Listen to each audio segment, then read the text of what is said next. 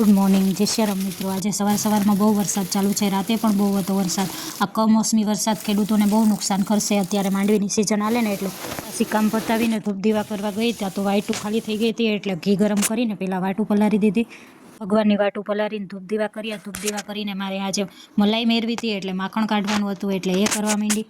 મસ્ત મજાનું માખણ બની ગયું છે ને। હવે પહેલાં મેં લાલજી મહારાજ હાટું માખણ કાઢી લીધું, પછી ઘી ગરમ કરવા મૂક્યું। ત્યારબાદ મારે બપોરની રસોઈમાં રાજમા ચાવલ બનાવવાના હતા, એટલે એ બધી તૈયારી કરવા માંડી। અને ડુંગળી ટમેટાને સુધારી લીધું ને હવે હું તેલ મૂકીને વઘાર કરી નાખીશ।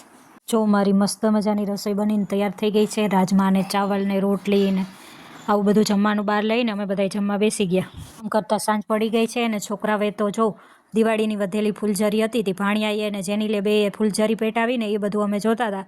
મારે તો જાણે આજે જ દિવાળી આવી ગઈ હોય એવું લાગે છે। એટલે સાંજની રસોઈમાં પછી મારે વડાપાઉં બનાવવાના હતા, એટલે એ બધું બનાવવા માંડ્યા। વડા બનાવીને તૈયાર કરી લીધા, ત્યારબાદ મસાલો ભરીને શેકવાના જ રહીએ, એટલે બધાય શેકવા માંડીશું। અને ભાણીઓ અને જેનીલને બધાય જમવા બેસી ગયા। તમને વડાપાઉં ભાવે જ કે નહીં એ કમેન્ટમાં કહેજો। તમને આ વિડીયો પસંદ આવ્યો હોય તો લાઈક, શેર, સબસ્ક્રાઈબ। તન્મયને છેલ્લે બાકી હતું એટલે તન્મયને પણ જમવા આપી દીધું। ત્યારબાદ